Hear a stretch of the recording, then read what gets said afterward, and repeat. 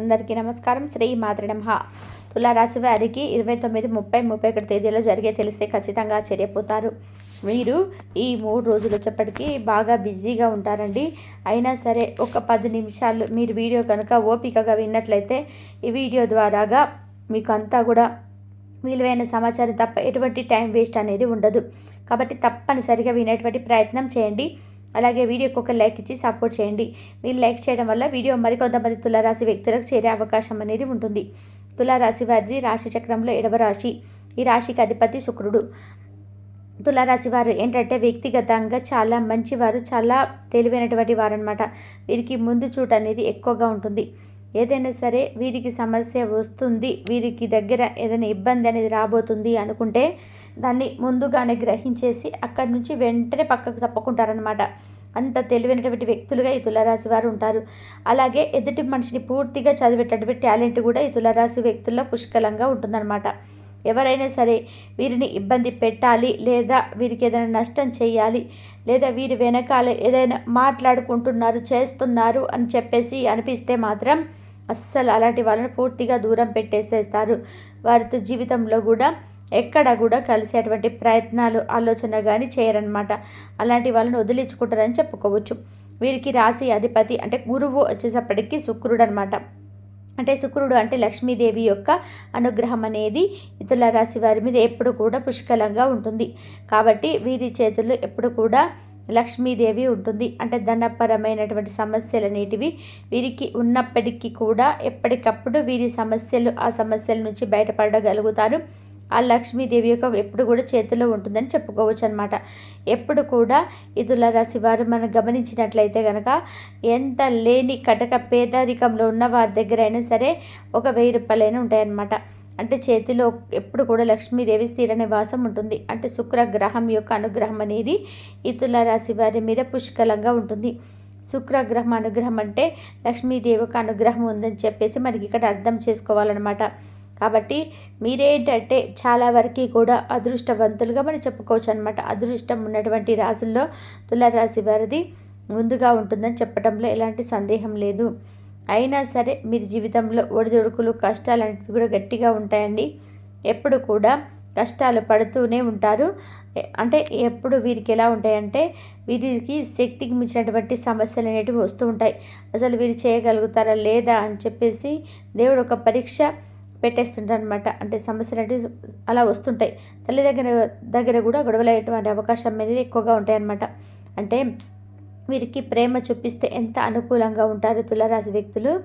వీరిని ఏంటంటే కొంచెం మీద గట్టిగా మాట్లాడిన, మందలించిన వీరేంటంటే భరించలేదన్నమాట. ఎందుకంటే మేము కరెక్ట్గా ఉన్నాం కదా, మమ్మల్ని ఎందుకు ఇలా మాట్లాడాలి అని చెప్పి అడిగేస్తారు. తులారాశి వ్యక్తుల విషయానికి వచ్చేటప్పటికి ఏంటంటే కుటుంబంలో ఎక్కువగా కలహాలు అనేటివి ఉంటాయి. వీరి వైవాహిక జీవితం అయితే చాలా బాగుంటుందండి. అంటే వీరి యొక్క భాగస్వామిని అయితే వీరు చాలా మనస్ఫూర్తిగా ప్రేమిస్తారనమాట. పూర్తిగా కుటుంబం కోసం ఆలోచించి కుటుంబం కోసం కష్టపడేటువంటి మనుషులు అనమాట. వారి యొక్క నడవడిక, వారి యొక్క ప్రవర్తన, వారి యొక్క చేసే ఆలోచన కానివ్వండి, ప్రతిదీ కూడా కుటుంబం గురించి మాత్రమే ఉంటుందన్నమాట. కాబట్టి ఈ తులారాశి వారి భాగస్వాములు ఎవరైతే ఆడవాళ్ళు అవ్వచ్చు, మగవాళ్ళు అవ్వచ్చు, వీరు చేసుకున్న అదృష్టవంతులుగా చెప్పుకోవచ్చు. అయితే వీరు ప్రతిదీ కూడా అంటే స్థిర చిరాస్తులు వీరికి ఉన్నప్పటికీ కూడా వీరేంటంటే సొంత కాళ్ళ మీద వీరు అంటే నిలబడేటువంటి ఇష్టపడే వ్యక్తులు అనుకోవచ్చు. మనం కష్టపడాలి, మనం వయసులో ఉన్నప్పుడు కష్టపడాలి, సంపాదించుకోవాలి, నలుగురిలో ఒక స్థాయిలోకి రావాలి, పలానా వాళ్ళంటే ఒక మంచి పేరు తెచ్చుకోవాలి అనేటువంటి ఒక తాపత్రయం అయితే ఉంటుందన్నమాట. కాబట్టి వీరు ఎంతటి కష్టాన్నైనా సరే ఇష్టంగా పడతారు. ఆ కష్టానికి తగినటువంటి రెట్టింపు ప్రతిఫలాన్ని కూడా చూడగలుగుతారనమాట. వీరు ఉదయం లేచిన దగ్గర నుంచి సాయంత్రం వరకు కూడా బాగా బిజీగా ఉంటారనమాట.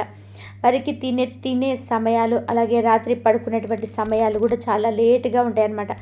అంత బిజీగా ఉంటారు. వీళ్ళు ఎక్కువ శాతం వచ్చేటప్పటికి వ్యాపారం చేసేవారు ఉంటారనమాట. అంటే ఎక్కువగా ఒకరి కింద వీరు పని చేయడానికి ఇష్టపడరు. ఒకరి కింద పని చేస్తే మనకు వచ్చేది ఏమి ఉండదు.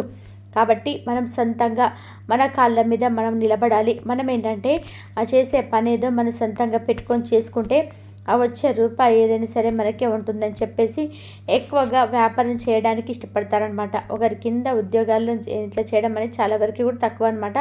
ఉద్యోగాలు చేసేవారు కూడా ఉండొచ్చు, కానీ కాకపోతే ఎక్కువ శాతం ఆలోచన విధానం అనేది అలా ఉంటుందన్నమాట. అలాగే వీరికి మీకు ఎంత అంటే మీ ఆలోచన విధానం ఎలాగైతే ఉంటుందో మీ ఆశకు తగ్గట్టుగా మీ తాపత్రయాలు తగ్గట్టుగా మీకు కలుసుబాటు అనేది అట్లే ఉంటుందన్నమాట. మీకు చేసి పెట్టేటువంటి ప్రతి పెట్టుబడిలో కూడా మీకు మంచిగా లాభదాయకంగా ఉంటాయి. అంటే మీరు ఒకటికి 10 సార్లు ఆలోచించి మీరు నిర్ణయాలు తీసుకుంటారు కాబట్టి మీకు ఎక్కడ కూడా నష్టం అనేది జరగదు. మీకు పోయిందనుకున్న రూపాయి కూడా కలిసి వచ్చేటువంటి అవకాశం అనేది ఉంటుందన్నమాట. ఇంకా వ్యాపారంలోకి అభివృద్ధి కోసం ఎక్కడైనా చేయబదులుగా డబ్బులు తీసుకొని లేదా అప్పుగా తీసుకొని అయినా సరే ఆ వ్యాపారంలోనే మాత్రం ఖచ్చితంగా మంచిగా అంటే శ్రద్ధ పెట్టి కష్టపడతారనమాట. ఆ అప్పులన్నీ కూడా వచ్చే లాభాల వల్ల తేలికగా తెచ్చుకొని బయట పడగలుగుతారు. అలాగే వీరు దాన్ని ఆ రూపాయి ద్వారాగా మంచిగా పైకి ఎదిగేటువంటి అవకాశం కూడా ఉంటుందన్నమాట.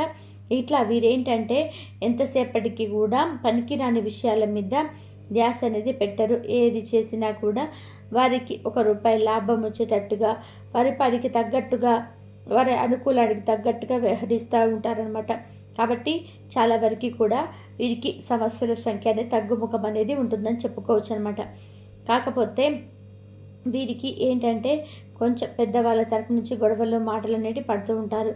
అంటే ఏదైనా సరే మాకన్నీ తెలుసు, మేము ఏదైనా చేయగలుగుతాము, మీకు చెప్పాల్సినటువంటి పని లేదు అన్నటువంటి విధానంలో కొంచెం తల్లిదండ్రులతో మాట్లాడడం వల్ల ఏంటంటే కొంచెం తల్లిదండ్రులకి వీరికి మధ్య గొడవలు జరిగే అవకాశం అనేది ఉంటాయి. కాబట్టి మీరేంటంటే వాళ్ళు ఏదైనా అన్నా చేసినా కూడా వాళ్ళు అక్కడితో వదిలేసేస్తే ఆ సమస్య అనేది అంతటితో సర్దుకుంటుందన్నమాట. అలా కాకుండా ప్రతిదీ కూడా మీరే అంటే అలా మాట్లాడితే ఏంటంటే కొంచెం శత్రుత్వం ద్వేషం అనేది పెరిగే అవకాశం అనేది ఉంటుంది. అలా ఇంట్లో తల్లిదండ్రుల దగ్గర అయినా సరే అలా బయట ఎవరి దగ్గర అయినా సరే మీరు కొంచెం 1-2 సార్లు ఆలోచించి మీ యొక్క కోపాన్ని ఆవేశాన్ని తగ్గించుకొని మాట్లాడితే మంచిది. అక్కడ అవతల వాళ్ళది తప్పు ఉండొచ్చు, ఉన్నా సరే వారికి అర్థమయ్యేటువంటి పద్ధతిలో వీరు మాట్లాడి అక్కడ పద్ధతిగా లెగిసి వెళ్ళిపోతే మంచిదన్నమాట. లేకపోతే వారు ఏంటంటే ఎప్పుడు దొరుకుతారా, ఎప్పుడు ఏదో ఒక రకంగా ఇబ్బంది పెడదామా అని చెప్పేసి ఎదురు చూస్తూ ఉంటారు. కుదిరితే అవమానం చేయడానికి ఎదురు చూస్తూ ఉంటారు, అవకాశాల కోసం చూస్తూ ఉంటామన్నమాట. కాబట్టి గొడవ జరుగుతుంది అనుకున్నప్పుడు అక్కడి నుంచి మెదలకుండా లేచి పక్కకు వెళ్ళిపోతే అది అంతటితో ఆగిపోతుందన్నమాట. ఇక మీకేంటంటే నూతనంగా మీరు గృహ నిర్మాణాలు చేసే అవకాశం అనేది ఉంటుంది. ఈ 3 రోజులలో మీకు ఏదైనా పూజా కార్యక్రమాలు లేకపోతే గృహ నిర్మాణాలు చేసే అవకాశాలు లేదా శంకుస్థాపనలు చేసే అవకాశాలు అయితే అవ్వచ్చు. ఇట్లా మీకు ఏంటంటే ఏదో ఒకటి దైవత్వానికి సంబంధించినటువంటి పనులు అనేటివి ఉంటాయన్నమాట. అంటే పూజల్లో పాల్గొంటారు, సంతోషంగా ఉండగలుగుతారు. మీరు అంటే ఏదైతే మంచిగా ఎదగాలని చెప్పి ఎదుగుతున్నందుకు మీ కష్టానికి తగిన ప్రతిఫలాన్ని మీరు చూసుకుంటున్నందుకు సంతోషంగా ఉంటారనమాట. ఆ దైవం యొక్క ఆశీర్వాదం మీకు ఎప్పుడు కూడా ఉంటుంది. ఖచ్చితంగా మీరు ఏ పని అయితే అనుకున్నారో ఆ పని తప్పకుండా పూర్తి చేయగలుగుతారు. మీ విజయవంతంగా ఈ 3 రోజులు మాత్రం బాగా బిజీగా ఉంటారు. తినడానికి కూడా సమయం అనేది ఉండదన్నమాట. కాబట్టి చాలా బిజీగా ఉంటారు. అలాగే రావాల్సినటువంటి డబ్బులు కూడా చేతికి అందే టైం అనమాట. నెల చివరి రోజులు కాబట్టి అంటే అలాంటివి ఏవైనా మీ కింద నలుగురు పని చేస్తున్నా కానీ లేదా మీరు ఎవరి దగ్గరైనా పని చేస్తున్నా కూడా డబ్బులు చేతికి అందే సమయము. అలాగా బిజీగా ఉండటం వల్ల వర్క్ కొంచెం ఎక్కువ ఉంటుంది. పెండింగ్ పనులు పూర్తి చేసుకునే అవకాశము ఈ 3 రోజులు అయితే ఫుల్ బిజీ. ప్రయాణాలు చేసే అవకాశం ఉంటుంది. ప్రయాణాలు అనుకూలంగా ఉంటాయి. కాకపోతే మీరు కొంచెం మీ ఆరోగ్యం మీద దృష్టి పెట్టుకోవాలి.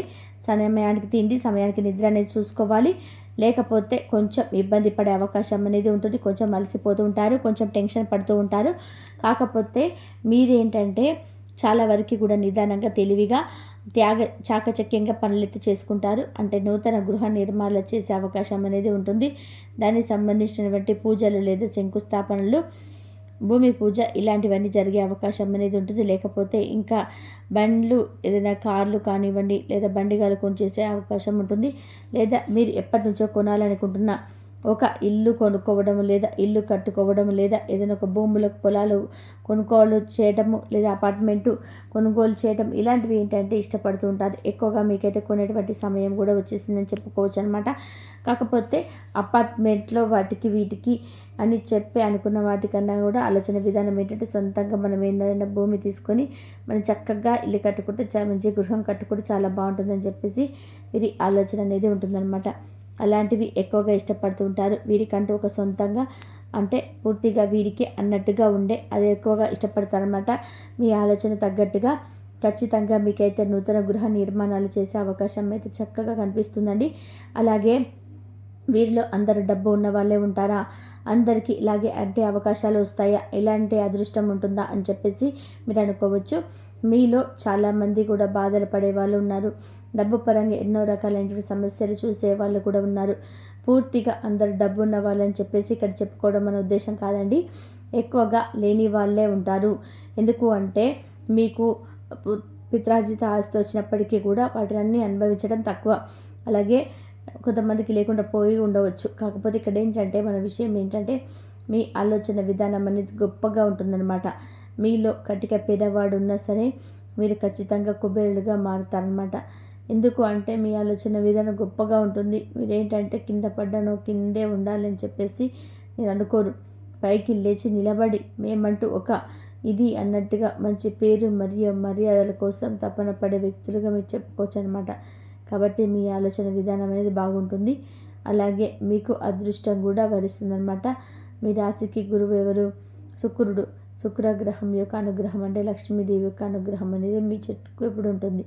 మీరు కొంచెం కష్టపడితే ఆమె కూడా జీవితంలో మీరు మంచిగా సక్సెస్ అవుతారు, చేరగలుగుతారనమాట. కానీ కష్టం అనేది కంపల్సరీగానే ఇంకోసం ఎక్కువ చేస్తుంటుంది బాధ. అందుకే కొంచెం శ్రద్ధ పెట్టండి. ఆ కష్టాన్ని కూడా ఇష్టంగా పడండి. ఎట్లా డల్లుగా ఉన్న వాళ్ళు కూడా అదృష్టం మీ చేతిలో ఉంది. కాబట్టి మీరు కష్టపడితే మీ తిరగనిది ఉండదు. ఖచ్చితంగా తిరుగులేని రాజయోగం అయితే తప్పకుండా తులారాశి వ్యక్తులకి ఉంటుంది. ఏమీ లేని వాళ్ళని సరే కష్టపడితే దైవానుగ్రహం ఉంటుంది. కాబట్టి మీరు మంచిగా సెటిల్ అయిపోతారు. కోట్లకి కోట్లు సంపాదిస్తారు. మీకు కలుసుబాటు అనేది బాగా ఉందన్నమాట. ఎందుకంటే మీ పట్టుదల, మీ తెలివి, ఆలోచన దేవుడు మీకు అన్ని ఇచ్చాడు. దాన్ని మీరు వాడుకుంటే మీకు తిరిగి అనేది ఉండదు. మిమ్మల్ని దేనిలో కూడా తన్నే వాళ్ళు ఉన్నారనమాట. అందరికంటే కూడా మీరు మంచిగా ఎదగగలుగుతావు. తిరుగులేని రాజయోగం అయితే పడుతుంది. కాబట్టి మీరేంటంటే చక్కగా మీరు చేసేటువంటి పనుల్లో శ్రద్ధ, ప్రేమను కనుక కాస్త ఉంచుకున్నట్లయితే మీకు అదృష్టం అనేది విపరీతంగా ఉందండి మీ రాశిపరంగా. కాబట్టి అప్పుల సమస్య ఏదైనా కానీ తీరుతాయి. డబ్బు ఓకే ఒకసారి వచ్చేసిందని చెప్పేసి ఎవరు కూడా మీ దగ్గర ఒక 10 రూపాయలు కష్టం చేస్తే మీకు 100 రూపాయలు ఆ 10కి తోడుగా ఇంకొక 10 రూపాయలు లేదా ఇంకో 20 రూపాయలు అలా ఎక్స్ట్రా ఖర్చు వచ్చేటువంటి అవకాశం అనేది ఉంటుందన్నమాట. కాబట్టి మీరు కష్టపడండి. ఆ మార్పులు చేర్పులు చూసి మీరు ఆశ్చర్యపోవడం అలా కలుసుబాటు ఏంటనేది మీకు నేను చెప్పడం కాదండి, మీకే అర్థమవుతుందన్నమాట ఆటోమేటిక్గా చేసేటప్పుడు. ఎందుకంటే మీ పట్టుదల, మీ తెలివి, ఆలోచన మీ దేవుడు మీకు అన్నీ ఇచ్చాడు. కానీ మీరు వాడుకుంటే మీకు తిరుగు అనేది ఉండదు. మిమ్మల్ని దేనిలో కూడా తన్నే వాళ్ళు ఉండరనమాట. అంటే అందరికన్నా కూడా మీరు మంచిగా ఎదగగలుగుతారనమాట. తిరుగులేని రాజయోగం మీకు తప్పకుండా పడుతుంది. కాబట్టి మీరేంటంటే చక్కగా మీరు చేసేటువంటి పనుల్లో శ్రద్ధ, ప్రేమను కనుక కాస్త ఉంచుకున్నట్లయితే మీకు అదృష్టం అనేది విపరీతంగా ఉందండి మీ రాశిపరంగా. కాబట్టి అప్పుల సమస్యలు ఏమైనా కానీ తీరుతాయి. డబ్బు ఒకేసారి వచ్చిందని చెప్పేసి ఎవరు చెప్పరు. కానీ మీరు కనుక ఒక 10 రూపాయల కష్టం చేస్తే మీకు 100 రూపాయలు ఆ 10కి తోడుగా ఇంకొక 10 రూపాయలు లేదా ఇంకొక 20 రూపాయలు అలా ఎక్స్ట్రా ఖర్చు వచ్చేటువంటి అవకాశం అనేది ఉంటుందన్నమాట. కాబట్టి మీరు కష్టపడండి. ఆ మార్పులు చేర్పులు చూసి మీరు ఆశ్చర్యపోవడం అనేది కలుసుబాటు ఏంటనేది ఇప్పుడు మీకు నేను చెప్పడం కాదండి, మీకు అర్థమవుతుంది అనమాట ఆటోమేటిక్గా చేసేటప్పుడు. ఇక మీకు ఏంటంటే కొంచెం జాతకంలో దోషాలు ఉన్నాయి. ఆ జాతకంలో దోషాలు అనేటివి తీసేసుకోవడం అంటే కొంచెం కాస్త సోమవారం పూట శివాలయానికి వెళ్తూ ఉండాలి. అలాగే మీరు వెంకటేశ్వర స్వామి ఆరాధన ఎక్కువగా చేసుకుంటే మంచిది. వెంకటేశ్వర స్వామి దేవాలయానికి శనివారం రోజున వెళ్ళి తులసి మాల సమర్పించటం వల్ల మీకున్నటువంటి జాతక దోషాలు పూర్తిగా తొలగిపోతాయి. మీకున్నటువంటి అప్పుల సమస్యల నుంచి కూడా పూర్తిగా బయటపడగలుగుతారనమాట. అలాగే ఇంట్లో కూడా స్వామివారికి పూజ చేసినప్పుడు పచ్చ కర్పూరంతో మీరు ఆరతి ఇవ్వండి. అలాగే మీరు స్నానం చేసేటువంటి నీటిలో కాస్తంత పచ్చ కర్పూరాన్ని పొడిలాగా వేసుకొని అట్లాగా నీటితో స్నానం చేయడము, అలాగే విభూదిని కూడా మీరు సోమవారం శివాలయానికి వెళ్ళినప్పుడు ఆ విభూదిని నుదుటిన ధరించడం, అలాగే విభూదిని కూడా స్నానం చేసే నీటిలో వేసుకొని చేసుకోవడం వలన కూడా మీకు నూతన ఉత్తేజం అనేది వస్తుంది. అనారోగ్య సమస్యలు తగ్గిపోతాయి. నరదిష్టి అనేది కూడా బాగా ఉంటుందన్నమాట. నరదిష్టి కూడా పూర్తిగా తొలగిపోతుందన్నమాట. అలాగే మీరు రాళ్ళ ఉప్పును కూడా స్నానం చేసే నీటిలో వేసుకొని చేసుకోవాలి. మీరు దిష్టి తీసేసుకునే కన్నా కూడా మీరు రాళ్ళ ఉప్పును నీళ్ళలో వేసుకొని స్నానం చేయడం వల్ల కూడా మీకు నరదిష్టి నుంచి కూడా పూర్తిగా బయట అవకాశం ఉంటుందన్నమాట. ఇంకా మీరేంటంటే కాస్త వేపాకులు ఉంటాయి కదా, ఆ వేపాకులను కూడా మీ ఇంటి గుమ్మానికి 2 వైపులా కూడా కాస్త తగిలించుకుంటూ ఉండాలి. అవి ఎండిపోయిన తర్వాత తీసేసి మళ్ళీ ఎవరితొక్క చోట విసిరేయండి. అలాగే మీరు గుమ్మడికాయను కూడా కొంచెం అమావాస్య తిథులు అలాంటప్పుడు కూడా మీరు ప్రత్యేకంగా ఆదివారం రోజు కట్టుకుంటూ ఉండాలి. గుమ్మడికాయ కట్టుకోవడం వల్ల నరదిష్టి ప్రభావం అనేది తగ్గుతుందనమాట. కాబట్టి గుమ్మడికాయ కట్టుకోండి. అలాగే గుమ్మడికాయతో కాస్త దిష్టి తీసేసుకుంటూ ఉండండి. అంటే మీకు దిష్టి అనేది బాగా ఎక్కువగా ఉంటుంది. అలాగే ఏంటంటే ప్రతి విషయాన్ని కూడా ఎవరితో పంచుకోవద్దు. అంటే చెప్పుకునే వాళ్ళు కొంతమంది ఉంటారు, అలాంటి వారు చెప్పుకోండి. కానీ ప్రతి కాడ కూడా ఏంటంటే మీరు మీకు ఇష్టమైనటువంటి వాళ్ళని హైలైట్ చేయడం వల్ల కూడా మీ పరంగా వారికి కూడా దిష్టి అనేది పెరుగుతుందనమాట. లేకపోతే అంటే మీరు నా భార్య చెప్పుకుంటూ ఉంటుంటే భార్యకు కూడా దిష్టి పెరుగుతుంది. లేదంటే నా భర్త అని చెప్పుకుంటుంటే భర్తకి దిష్టి పెరుగుతుంది. పిల్లలు కూడా ప్రత్యేకంగా చెప్పుకున్నటువంటి వారి మీద చూపులు అనేవి పడుతూ ఉంటాయన్నమాట. కాబట్టి అలాగా ఏదైనా ప్రతిసారి అలాగే చెప్పుకోకుండా ఉంటే మీరు ఏదైనా ఉంటే మనసులో పెట్టుకోండి. కానీ జనానికి అంత గొప్పగా చెప్పుకోవడం వల్ల గొప్పల వల్ల ఏంటంటే తిప్పలు వచ్చే అవకాశం అనేది ఎక్కువగా ఉంటుంది. కాబట్టి జాగ్రత్త పడండి. ఈ 3 రోజులైతే బాగా బిజీగా ఉంటారండి. అయినా సరే మీ కష్టాన్ని తగినటువంటి ప్రతిఫలాన్ని చూడగలుగుతారు. చేతికి డబ్బు అందుతుంది. తప్పకుండా చేతికి డబ్బు అంది తీరుతుంది. ఆ డబ్బును కూడా మీరు జాగ్రత్తగా చేసుకుంటే మీరు ఇంకా మంచిగా డెవలప్ అయ్యే అవకాశం అనేది. అనవసర ఖర్చులు తగ్గించుకోండి. అనవసరాలు తగ్గించుకోవడం వల్ల మీరు మంచిగా ఊహించిన స్థాయిలోకి ఎదగలుగుతారు. అలాగే ఆ డబ్బులు వచ్చినప్పుడు ఇంట్లో చక్కగా దీపం ముందు పెట్టుకొని దీపారాధన చేసుకొని చక్కగా దండం పెట్టుకొని బీరువాలో పెట్టుకోండి, మీకు మంచిది. కాబట్టి తులారాశి వారికి 3 రోజులు ఏంటనేది మీకు అర్థమైందని చెప్పేసి అనుకుంటున్నాను. వీడియో నచ్చితే లైక్ చేయండి. వీడియో మాత్రం సపోర్ట్ అయితే మాత్రం చేయండి. మీకు తులారాశి మిత్రులు ఎవరైనా ఉంటే మాత్రం షేర్ చేయడం మాత్రం అస్సలు మర్చిపోకండి. ఒక లైక్ చేస్తారని మనస్ఫూర్తిగా కోరుకుంటున్నాను. కామెంట్ బాక్స్లో ఓం వెంకటేశ్వరాయ నమః అనే మంత్రాన్ని కామెంట్ చేయడం వల్ల కూడా మంచి జరుగుతుంది. ఆ దైవం అనుగ్రహం అనేది మీకు ఎప్పుడూ ఉంటుందన్నమాట. కాబట్టి ఒక లైక్ ఇచ్చి సపోర్ట్ చేస్తారని మనస్ఫూర్తిగా కోరుకుంటూ మరొక మంచి విశేషంతో మళ్ళీ కలుద్దాం. సర్వేజన సుఖినో భవంతు. నమస్కారం. ఇంతవరకు చూసినందుకు ధన్యవాదాలు. సర్వేజన సుఖినో భవంతు.